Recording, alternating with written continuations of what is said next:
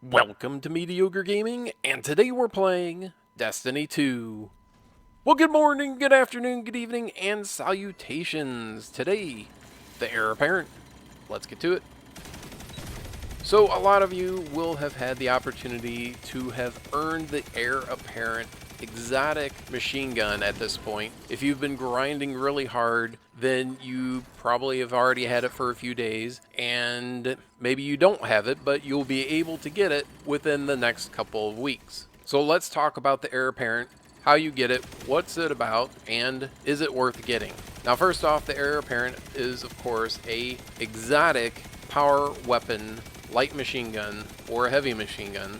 Its exotic perk is Heavy Slug Thrower. Use your aim button to spin it up, and the weapon can only be fired once it's fully spun up. So you have to wait a couple of seconds for it to spin up before you can throw out your first bullet. So you may feel some deja vu between this gun and the Sweet Business Auto Rifle, which is a primary or kinetic slot exotic. They both have that minigun barrel, but unlike the Heir Apparent, Sweet Business will start shooting right away, and then as you're shooting, it spins up faster, and of course, that means that your rounds per minute go up. This one, you can't shoot any until it spins up. So you have to wait those couple of seconds before you can start firing. Rounds per minute, 900, magazine 200, and you can hold a total of 500 rounds. So that is 2.5 mags worth of rounds. You have the combat grip, gives the recoil more vertical control, and of course the stability is quite far up.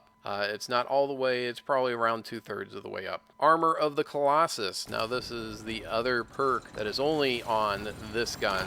While you're at full health, spinning up the weapon protects you with an arc shield. So two things, you have to have the gun out, and you have to be holding the aim button, and you have to be at full health. So if you're not at full health, you're not going to get that arc shield. And it is very apparent when someone is using this Heir Apparent gun and they have full health with that arc shield. It's not subtle. It's like a giant bubble around the Guardian, so you'll know right away if someone has this gun and has it spun up. Now, a couple things with this Armor of the Colossus. Even though you're aiming, if you have no bullets either in the magazine or for the gun, you will not get that shield. So if you have the gun but you have nothing, no ammo for it, you won't get the shield. Doesn't matter if it's spun up or not. And while you're reloading, you won't have that shield. So obviously take the appropriate measures when you're reloading or when you have no bullets. And I'm sure they thought about that when they were designing the gun, so that it wasn't trolled, say in Crucible, where people have the Heir Apparent and they have it out, they have that overshield, and then your buddy who's behind you picks you off while you're trying to take down that overshield. Alright, so what else? Aside from the Armor of the Colossus, we also have Appended Mag. So you have more bullets, so 200 in the magazine versus whatever it would have been if it was just a normal mag. And then corkscrew rifling, which gives you a little bit more range and stability and a little bit more handling speed. So just looking at impact, range, stability, handling, reload, they all look pretty decent. Impact is the lowest, of course, but with 900 rounds per minute, the DPS is going to be way up there. All right, so how do you get the gun? Of course, it is tied to the Guardian games. And as soon as you talk to Eva Levante, the first time that you talk to her, more than likely you've noticed that the Heir Apparent was in her menu, and you could check it out and look at it. In order to get the Heir Apparent, you need to finish the Triumph that is associated with Guardian games. So go to your seasonal Triumphs and then go to events, the Guardian games, and Class Act is the one that you have to finish. It isn't a triumph in and of itself, but is a collection of triumphs. You have to complete 7 triumphs during the Guardian games in order to complete this. Now, if you're watching this after the Guardian games, and most likely in a later season, Heir Apparent is most likely going to be a random drop. So instead of having to do something special, you'll just get it randomly from an exotic engram.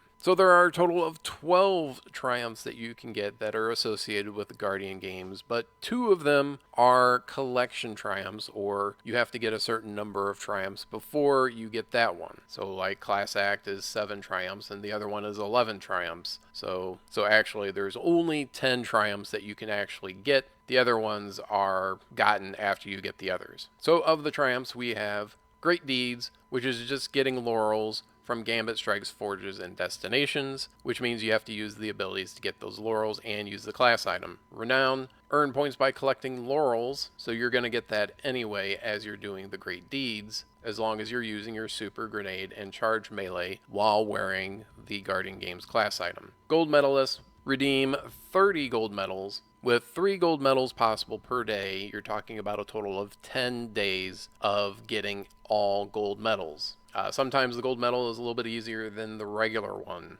Medalist, that is any medal, but you need 75 of those. So of course, with 7 medals possible per day, per character, you're talking about 4 days. You're doing all of the possible medals on each character, or if you're only doing one, then that is 11 days total that you have to do all the medals. Represent, defeat combatants with abilities in Vanguard, Strikes, and Nightfalls. This, of course, you're going to be getting as you're doing the Great Deeds and, of course, doing those Strike silver medals, which means that you have to collect the laurels. So some of these you'll get as you're going, and some you'll have to try to get.